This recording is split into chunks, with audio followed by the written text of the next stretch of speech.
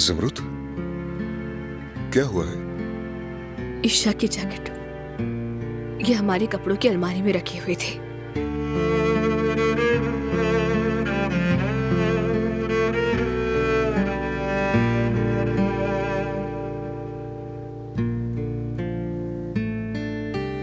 मैं खाने की दावत छोड़ देता हूँ। क्यों ना हम कल सुबह सवेरे चंद दिनों के लिए यहाँ से कहीं चले जाते हैं। और काम वो ज्यादा अहम नहीं है।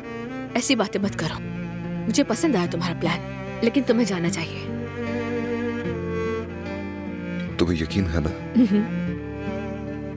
अगर मेरी जरूरत पड़े तो फोन करना, आ जाऊंगा। ठीक है। ज्यादा देर नहीं रुकेंगे, खाना खत्म होते ही वापस आ जाएंगे।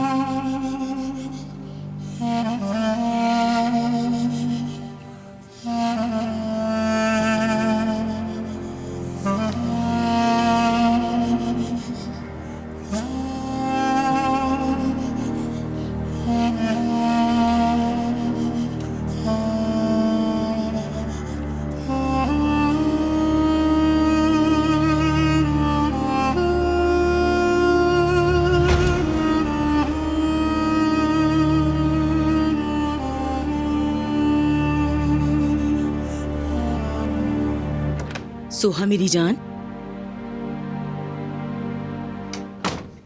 वो सोहा बेटी। मैं कुर्बानी का बकरा बनते बनते थक चुकी हूँ अम्मी।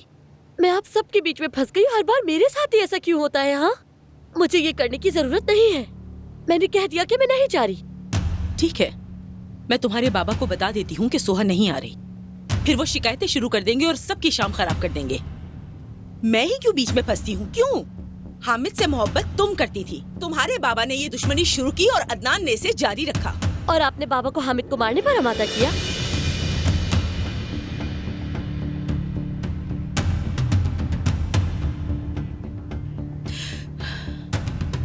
तुम फौरन तैयार हो, हमारे साथ आ रही हो।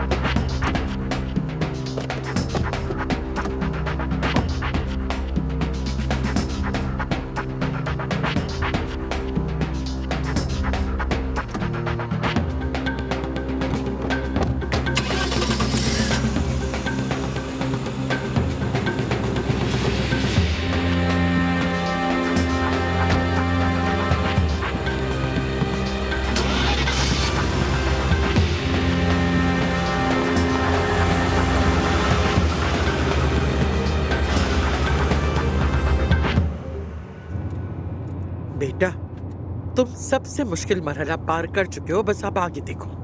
मगर आगे तो सिर्फ और सिर्फ बेयकीनी है दादी जान। ज़मरुद की फिक्र है मुझे।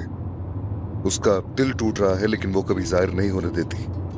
बेटा, हर औरत माँ बनना चाहती है और अपने शौहर को बाप बनाना चाहती है। आगे चलकर तुम याकूब से बात कर सकते हो। बहुत सी औरतें इलाज के बाद माँ बन जाती हैं। बेटा, याकूब से मिलो, वो तुम लोगों का मसला जरूर हल कर देगा मेरे बच्चे।